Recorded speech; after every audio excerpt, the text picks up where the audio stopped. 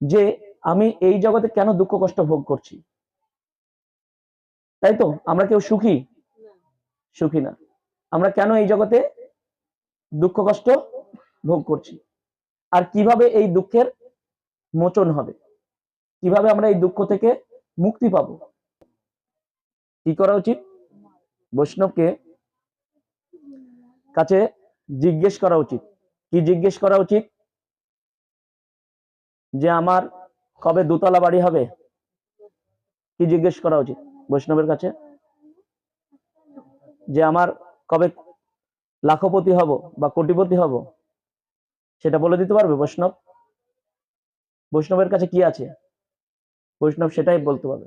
হ্যাঁ, হ্যাঁ, বলছে বৈষ্ণব বলছে তোমারও হৃদয়ে সদা গোবিন্দ বিশ্রাম। বৈষ্ণবের হৃদয়ে কি আছে? গোবিন্দ বিশ্রাম করে। আর গোবিন্দ কি বলছে? গোবিন্দ কহেন মম বৈষ্ণব পরাণ। মানে গোবিন্দ, মানে গোবিন্দ বলছে, ভগবান বলছে বৈষ্ণব আমার প্রাণ। আর বৈষ্ণব কি বলছে?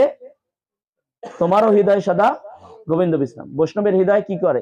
গোবিন্দ বিশ্রাম করে সবসময়। ওর মতন আর কোনো সুন্দর জায়গা নেই। তো সেই জন্য বৈষ্ণবদের কি হচ্ছে, বৈষ্ণবরা দয়ালু হয়, কৃপালু হয় বৈষ্ণবরা। সেই জন্য বৈষ্ণবকে আসলে কি প্রশ্ন করতে হবে? যে আমি এই জগতে কেন দুঃখ কষ্ট ভোগ করছি। তাই তো? আমরা কেউ সুখী? সুখী না। আমরা কেন এই জগতে দুঃখ কষ্ট ভোগ করছি, আর কিভাবে এই দুঃখের মোচন হবে, কিভাবে আমরা এই দুঃখ থেকে মুক্তি পাবো, সেই প্রশ্ন জিজ্ঞেস করো। ভগবান কে? আমি কে? আমার পরবর্তী জীবন আমার কিভাবে, কি পাবো, পরবর্তী দেহ আমি কি পাবো, প্রভু এর আগে বলছিলেন। তো সেই গুলো আমাদের জানতে হবে, সেইগুলো প্রশ্ন করতে হবে। সেটা হচ্ছে বৈষ্ণবকে আতিথেয়তা, ভগবানের সম্বন্ধে প্রশ্ন করা। হ্যাঁ, এটাই হচ্ছে বৈষ্ণবের আতিথেয়তা। তবেই বৈষ্ণব খুশি হয়। আমরা বৈষ্ণব দর্শন করলে কি করি? কেমন আছেন, কোথায় যাচ্ছেন, কি খাচ্ছেন, ভালো খেয়েছেন তো, সেদিন অনুষ্ঠানে কেমন হলো, কি আনন্দ হলো, এইসব করে বেড়াই। তাই তো? এই জন্য মহাপ্রভু বলেছেন যে অসত পাচাল ছাড়ি, অসত পাচাল পাড়ি।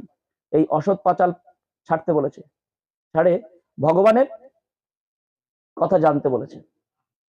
তো যাই হোক, সেই বৈষ্ণবকে যখন বলছে যে আমার তো কিছু বৈষ্ণব সেবা দেওয়া উচিত, তো আপনাকে আমি, হ্যাঁ, দুটো স্বর্ণমোহর দেব, আপনি এই জলটা গ্রহণ করুন। হ্যাঁ, তখন চিন্তা করছে, জল, জলে কি হয়? কোনো পাপ হয় না, তাই হয় জলে? জল সবসময় পবিত্র। জলে যে স্থানে যাবে সেই স্থানকেই, সেই স্থানেই থাকে, সেই স্থানে যেরকম মানে আকার, সেই স্থান গ্রহণ করে। ঠিক তদ্রুপ। তো চিন্তা করে দেখলো, আরে সামান্য কিছু তো জল খেয়ে নি। হ্যাঁ, ওং নমঃ শ্রী বিষ্ণু নমঃ শ্রী বিষ্ণু বলে খেয়ে নিতে যাবে, তখন আবার সেই বেশ্যা বলছে, প্রভু অনেক তো কষ্ট করে এসছেন, তো এই জল খাওয়ার পর আপনার তো খিদেও পেয়েছে, আমি তাহলে একটু রান্না করে দিই আপনাকে। বলছে না, এই জলটা খাচ্ছি, তোর বাবার ভাগ্য ভালো। জলটাই খাচ্ছি, তোর বাবার ভাগ্য ভালো, তারপর আবার তুই আবার খাবার খেতে বলছিস। বলছে না প্রভু, আপনি যদি কৃপা করে খান, দরকার নেই, আপনি এক কাজ করুন, আমি সমস্ত কিছু জোগাড় করে দিচ্ছি, আপনি নিজে নিজে রন্ধন করে আমার গিয়ে খান। আমার অনেক দিনের স্বাদ যে বৈষ্ণব সেবা দেব, কোন বৈষ্ণব আমার গৃহে আসে না, আমি যেহেতু পতিত, তাই কৃপাপূর্বক আপনি যদি আমাকে একটুখানা বলুন, মানে আমার গৃহে একটুখানা আহার গ্রহণ করুন, তাহলে আমি খুব খুশি হব। তো যথারীতি বলছে, যদি আপনি আহার গ্রহণ করেন, আপনাকে 5খানা স্বর্ণ মুদ্রা দেব।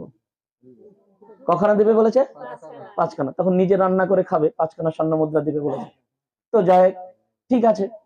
হ্যাঁ, এত রাত্রিতে, রাত্রি হয়ে গেছে, আর এই মাঠ পার হতে হবে, ঠিক আছে, রাত্রিটা তো এখানে খেয়ে দিয়ে একটু বিশ্রাম করে সকালে উঠেই ভোর ভোর থাকতে আমি চলে যাব। তো রান্না করতে গেছে, রান্না করতে করতে এবার রান্না করছে যেই, তখন সেই বেশ্যা গিয়ে বলছে যে প্রভু এক কাজ করুন, আপনাকে আমি 15টা স্বর্ণ মুদ্রা দেব, রাত্রি হয়ে গেছে, কোথাও তো আর যেতে পারবেন না, আমি নিজের হাতে একটু রান্না করে দিই, হ্যাঁ আপনি ভগবানকে নিবেদন করে খেয়ে নেন। তো তখন বলছে না প্রভু আরো দুটো বেশি, মানে কত, 17টা। তো যথারীতি সে রাজি হয়ে গেছে, রান্না করে দিয়েছে, রন্ধন করেছে, করে গ্রহণ করছে, গ্রহণ করতে যাচ্ছে, তখনই বলছে সপ্তাহে একটা দিন অন্তত ভগবানের জন্য আপনারা দিন।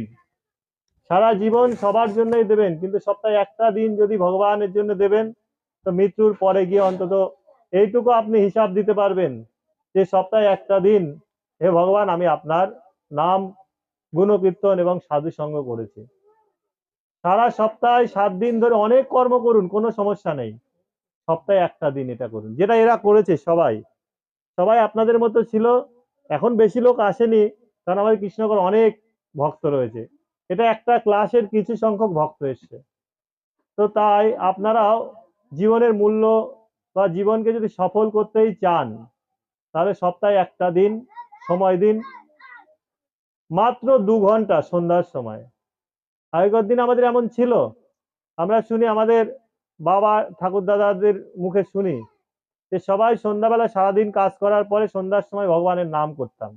সেই রীতিটা তো নষ্ট হয়ে গেছে, এখন কাজ ইনকাম করার জন্য সারা রাত জাগতে হচ্ছে আমাদের।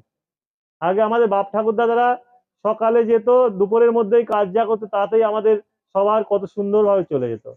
আর এখন সারা রাত জাগার পরেও আমাদের সংসার চলতে চাইছে না। কেন? কারণ আমরা ভগবানের নাম করি না, আমরা ভগবানের শরণাগত হই না। তাই জন্য যদি আমরা খুব সুন্দর জীবন, সুখী জীবন, শান্তিময় এবং আনন্দময় জীবন চাই, তাহলে একটা বার সপ্তাহে একটা দিন মাত্র 2 ঘন্টা সময় দিন। প্রতি বৃহস্পতিবার এরকম নামহট্ট হয়, এই নামহট্টে যুক্ত হন। নামহট্টে যুক্ত হয়ে আপনার যা প্রশ্ন আছে প্রশ্ন করুন, আর যত রকমের বিষয় জানার জানতে থাকুন।